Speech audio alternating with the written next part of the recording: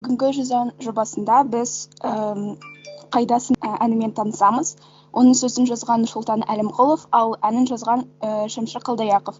Шәмші Қалдаяқов композитор, Қазақстанның халық артисі. Ол аса көрнекті сазгер, ән жанрының әйгілі майталманы, Қазақстан мәдениетіне еңбегі сіңірген қайраткер. Осы заманғы қазақ эстрадасының негізін салушылардың бірі Қазақстанның халық артисі. Оның әндері құлаққа жағымды, жүрекке жылы қабылданып, жұртшылықтың сүйіспеншілігіне бөлінеді. Композитор шығармаларының тақырыптық, мазмұндық ауқымы аса кең.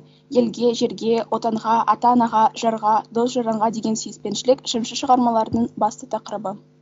Вы должны включить микрофоны. Сол бірге